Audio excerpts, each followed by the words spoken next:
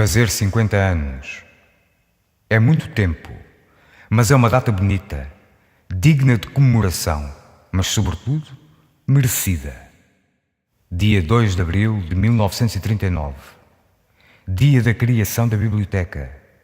Assim podemos ler na ata de termo de posse. E 50 anos aqui na Nazaré é, compreendemo-lo bem, um caso excepcional.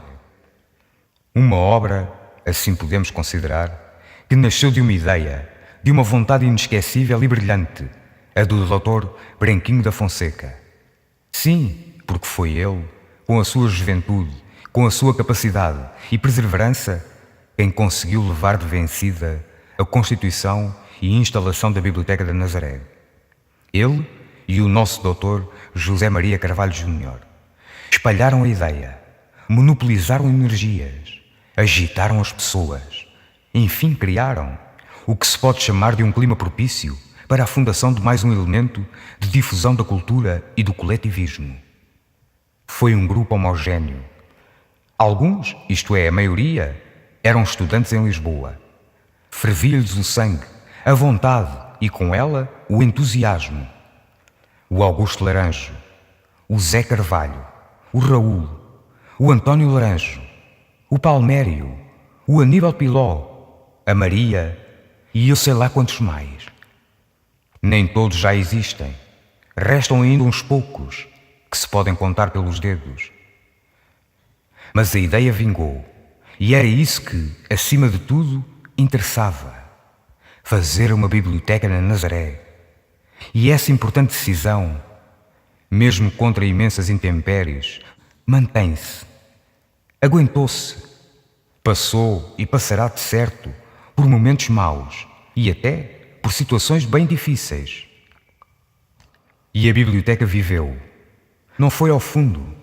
A biblioteca continuou e continua por muito tempo mais. E de certo que sempre por uma vontade natural, por uma necessidade, para servir e para cumprir a sua missão, para dar seguimento até à ideia, à vontade para que foi criada, espalhar a cultura e espalhar profundamente os seus ensinamentos a todos.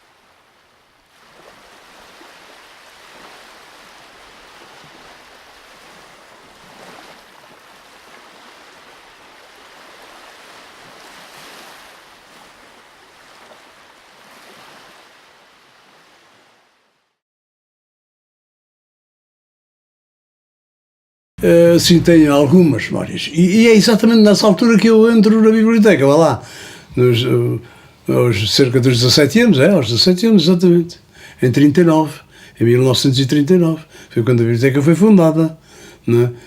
Por um grupo de amigos nazarenos, da pequena burguesia cá da terra, porque evidentemente a classe dominante não tinha esse tipo de interesses, não é verdade, é natural, é em toda a parte assim.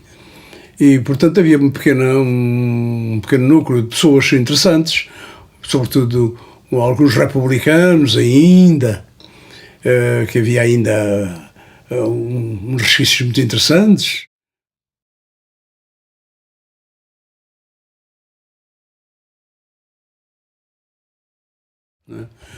Só sei, sim, do Branquinho da Fonseca, como introdutor da biblioteca, pois claro, isso eu sei, que ele que se ligou a um certo número de pessoas, ele era, nessa altura, era o conservador do Registro Civil da Nazaré. Foi por isso que ele veio para cá. Foi como conservador. E começou aqui a fazer o tal célebre livro do Mar Santo.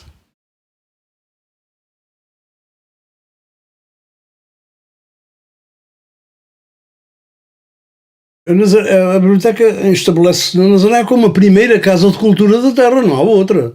Não temos mais nada, porque a confraria da Nazaré, sim senhor, guarda avaramente documentação extraordinária, muitos livros manuscritos e outros não é?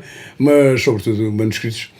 A história da Nazaré está um bocadinho, está em certa medida, não é lá muito grande, porque a história da Nazaré faz-se depois, não é antes.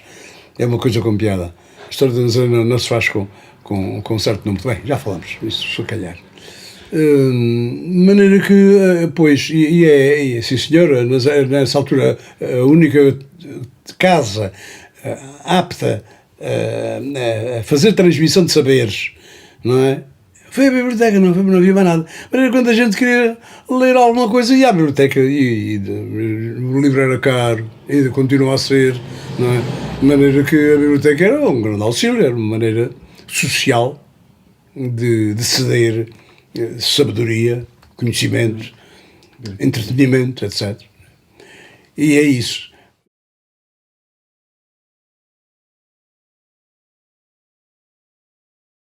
Mas eram todos muito boa gente, mas um bocado conservadores, para não dizer muito conservadores. Até o próprio Dr. Carvalho, que era um liberal, parecia um liberal muito grande, ele tinha um grande respeito pela lei, tudo como tinha, e pelo certinho, aquilo tinha tudo muito certinho. Isso não dá margem à imaginação, não dá margem à pequena transgressão que a gente precisa fazer todos os dias. Ele não dava. E, portanto, eles tornaram-se... Havia, portanto, uma direção, e o diretor... Uma direção não, uma comissão administrativa. E havia um diretor, portanto, um técnico, que era ele. Os outros... havia eleições, quando havia eleições... Pronto, depois faziam lá as atas e não sei o quê, e aquilo não faziam nada. Ele é que era o trabalhador, todos os dias lá ia à biblioteca, aquilo abria só à noite, só abria à noite. Lá ia ele fazer as suas fichinhas e tal, e conversar comigo muito, não é? Porque eu também fui funcionário da própria biblioteca. Era o ajudante dele durante muito tempo. De maneira que, portanto, foi digamos, para mim o Dr. Carvalho foi o mentor, um mentor moral da minha consciência, não é? E do meu ser, não é? Eu gostei muito de trabalhar com ele, mas é como digo, muito conservador, nada de transgressões, tudo certinho. E não só ele, os outros então ainda pior, não é? De maneira que a biblioteca não tinha rasgos nenhuns o Dr. Carvalho tinha uma coisa, não queria absoluta independência das câmaras e dos Estados e mas não era verdade. Isso não acontecia completamente, porque a biblioteca sempre dependeu da Câmara Municipal. Nunca teve dinheiro para nada, então as cotas não valiam nada, não pagava sequer a renda, na verdade. Primeiro teve a instalação da própria Câmara e depois a Câmara passou a pagar-lhe a renda e depois passou até a dar-lhe um subsídio. Quer dizer, teve sempre. Portanto, sim senhor, está tudo muito bonito, mas de qualquer maneira isso revela o seu espírito de independência. Quer dizer, sim senhor, vocês podem, mas aqui não mexem. É o que ele quer dizer com aquilo. Aqui quem manda sou eu. Não é? E era verdade. Mas não era nenhum ditador. Atenção, não é? Um homem de uma grande tolerância. Um homem extraordinário. É daquelas figuras da nossa galeria de homens bons. É uma das... lá de riba. Isso não resta dúvida. Muito simples. Um homem simples, de hábitos extremamente simples, tudo mais.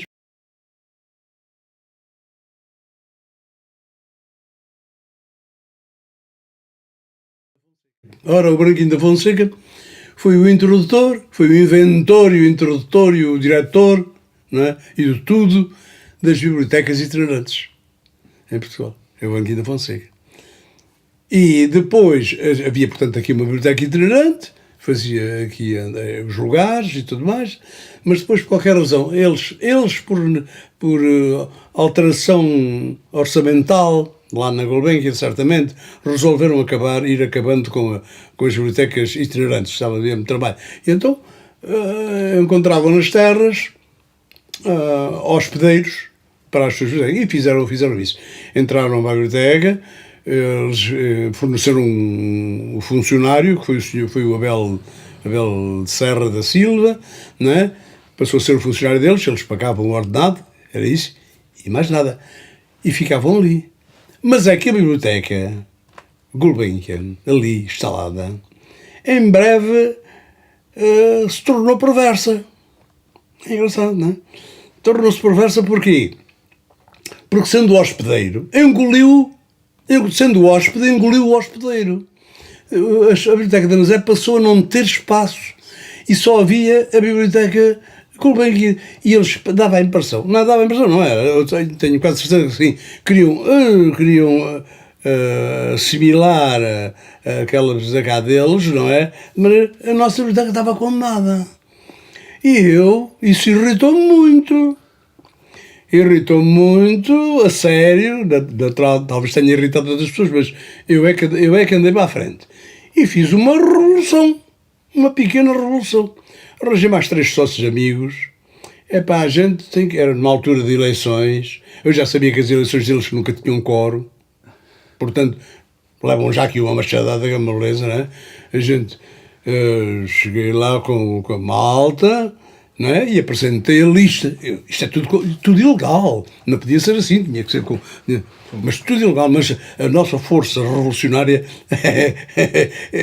fez jus. Na maneira que... sim senhor, e foi. E limpei os gajos. Tirei aquela malta da lá toda. O doutor Carvalho já lá não estava há muito tempo, atenção. O Dr. Carvalho, quando atingiu o limite de idade de funcionário, porque ele era delegado de saúde, não é? Deixou de ir à Câmara, porque trabalhava lá, não é? Como delegado de saúde, e deixou também a biblioteca nunca mais lá para os pés. E isto é depois, foi-se degradando depois dele. A coisa degradou-se. Enquanto ele lá estava, a coisa conservava-se. Assim, certinha e tal. Mas depois não, depois a coisa com o Gulbenkian, essa coisa toda, aquilo foi mal.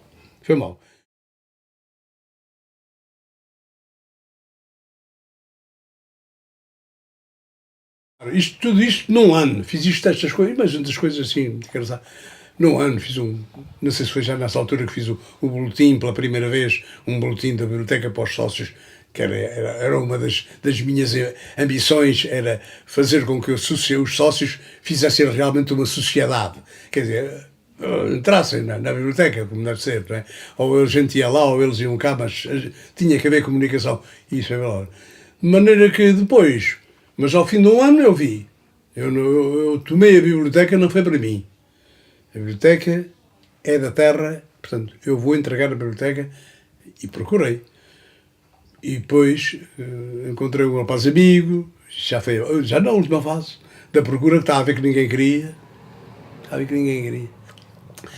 E diz, foi o Galama, o Eduardo, não sei se já ouviste falar, não, mas era outro. Ele é que me diz, há aí uns rapazes que são assim, porreirinhos e tal, progressistas e não sei o quê e tal, vai ter com eles. Tá bem. E fui ter com eles. Fui ter com o Tonho Júlio, o Norberto, o Alberto Ramis e tal, aquela rapaziada que estava metida em coisas interessantes, não é? Mas isso eu não sabia. Eu sabia que eles eram moços diferentes, isso, mas não sabia mais nada. De maneira que recusaram e eu fiquei, estou triste. Não, André, como é que há de ser isto? Mas depois, passado algum tempo, apareceram. Olha, a gente sempre aceita, mas há do senhor também ficar. Está bem, eu fico lá numa coisa qualquer, não há problema. E aceitaram. E é a partir daí que a biblioteca tem a sua segunda fase.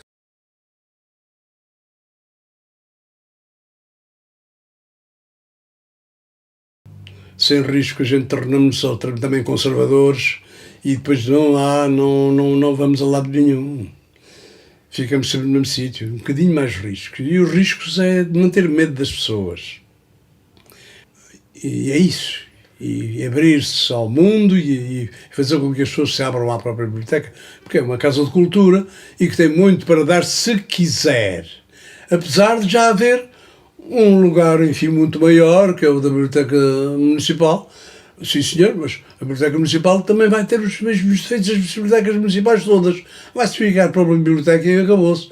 A Biblioteca da Nazaré tem mais qualquer coisinha. Ganhou um estatuto um bocadinho diferente, que é o de poder, de fazer coisas.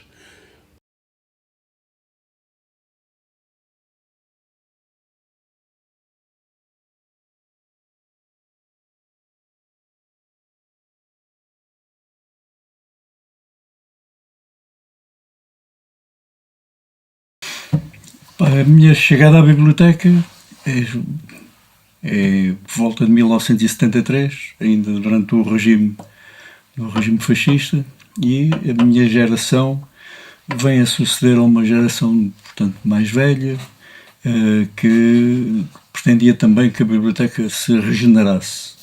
E foi nesse sentido que nos convidaram a entrar na biblioteca. Recordo-me fomos convidados pelo José Soares da Conceição e pronto, e deparámos com uma coletividade ainda a funcionar ainda em moldes antigos, fechada para dentro, com poucas atividades para além da questão do livro e da leitura. E pronto, nós mais novos, o que é que pensámos foi alterar toda a atividade que encontramos na biblioteca.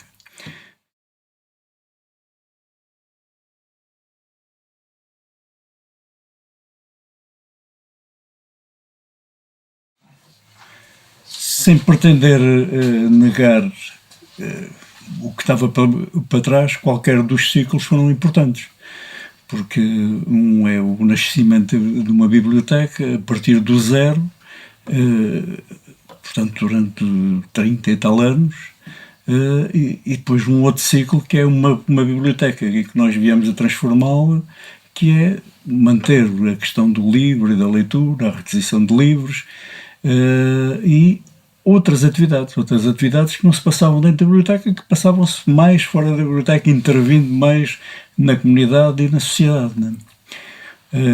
E daí foi um vendaval. Toda a nossa atividade até os dias de hoje tem sido um verdadeiro vendaval. Muito importante, tocámos em todas as áreas, desde da cultura, desde a teatro, fotografia, passagem de filmes, colóquios, imensas atividades, né?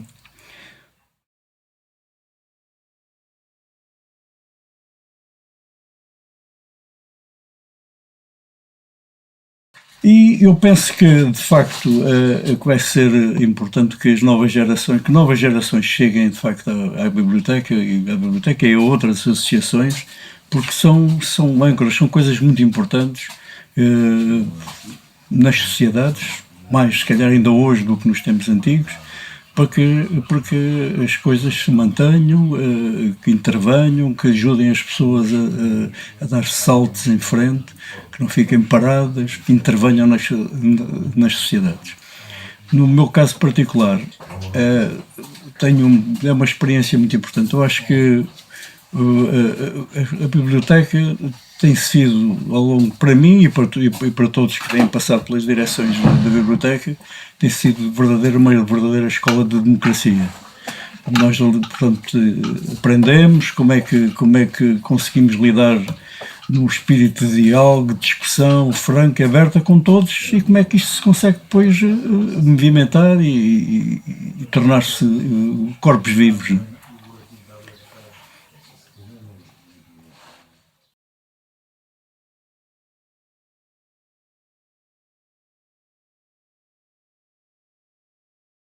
Eu penso que aos poucos a biblioteca está a renovar-se, mesmo em termos em termos dos elementos que compõem a direção.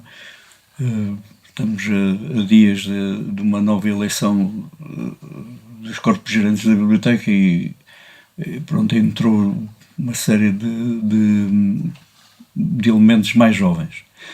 Eu penso que o futuro é sempre uma incógnita, né? Depende muito das pessoas, aquilo que querem, aquilo que pretendem, é sempre uma incógnita. A gente estar a fazer prognósticos é difícil. Mas eu penso que haverá sempre um espaço de intervenção. A biblioteca, para além da questão do livro, é possuidora de um património muito grande, de um património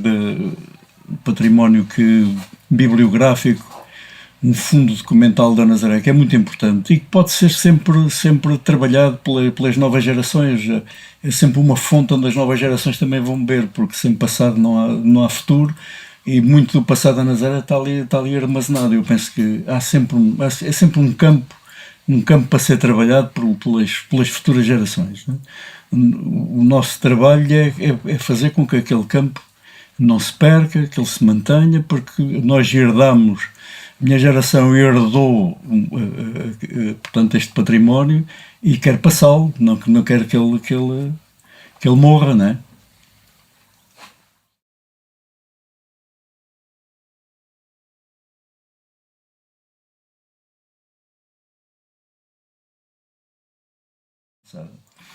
Hoje ainda continua a fazer de facto o sentido, porque se a gente verificarmos um dos grandes problemas que existia na altura da fundação era o analfabetismo.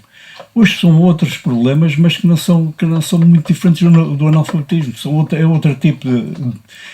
Hoje aposta-se. O poder aposta muito na iliteracia, porque sabem que gente recuada, gente estupidificada, é mais fácil, são mais fáceis de domar. Uma pessoa que tem conhecimento, que é mais difícil de domar, põe mais as coisas em causa. Eu penso que nesse sentido se mantém um campo de intervenção importante para combater essa iliteracia, né? Que hoje já não se chama analfabetismo, é mais iliteracia.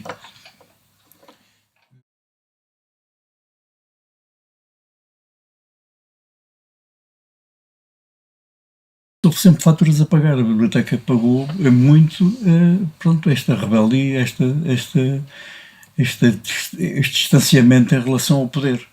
E pronto, poderes mais autocráticos, meu amigo, não convivem bem com esta autonomia, acham que os dinheiros, os subsídios que é para comprar muitas vezes o silêncio, e isso nós nunca fomos por aí.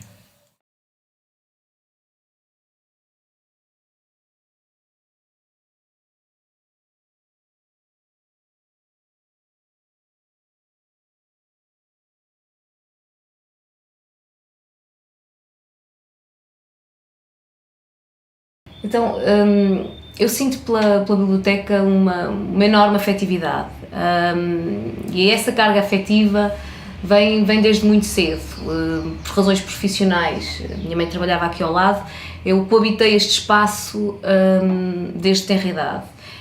E há 30 anos atrás, e aos olhos de uma criança, a biblioteca era uma imensidão, e todos nós sabemos que as bibliotecas são sempre lugares misteriosos, labirínticos e iniciáticos. E esta para mim também foi uma biblioteca iniciática, até porque foi a primeira vez que eu entrei numa biblioteca, foi aqui. Depois, quando penso na biblioteca e na minha envolvência com a biblioteca, costumo encontrar uma segunda fase, que é numa outra fase da minha vida, em que percebo e tomo, há aquele momento de consciencialização do que é que a biblioteca de facto significa no panorama cultural do concelho. E aí contacto com a sua gênese, com a sua história de persistência, convicções, motivações, que traçaram de facto uma riqueza cultural nesta nossa terra.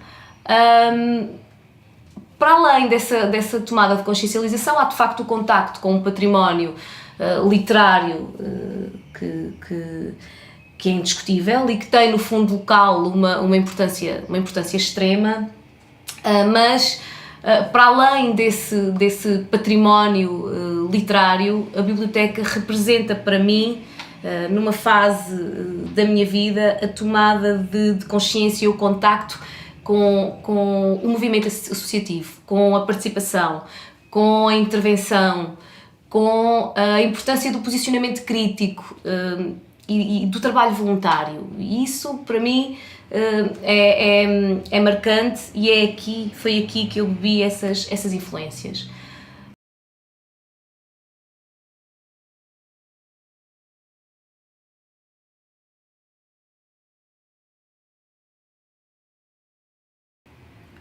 Quando paro para refletir sobre a atividade da biblioteca, sinto que ao longo dos anos as várias iniciativas que promoveu tiveram e foram sempre ao encontro daqueles que eram os intentos iniciais quando da criação desta associação cultural. E estes 75 anos de história são marcados por várias ações e, dentre elas, eu penso que há aqui um papel incontornável no que respeita ao acesso à cultura e ao conhecimento. Há de facto vários desafios que se colocam à biblioteca chegados aqui, até porque, e isto numa opinião muito pessoal, eu nunca vi a biblioteca como um espaço onde habitam livros. Esta Biblioteca da Nazaré, para mim, nunca foi apenas um espaço onde habitam livros, foi muito mais do que isso, e tem sido muito mais que isso graças aos sócios e aos dirigentes que foi tendo, que tiveram sempre como objetivo divulgar e cultivar o gosto pela leitura, mas mais do que isso, levar a cabo uma série de iniciativas culturais.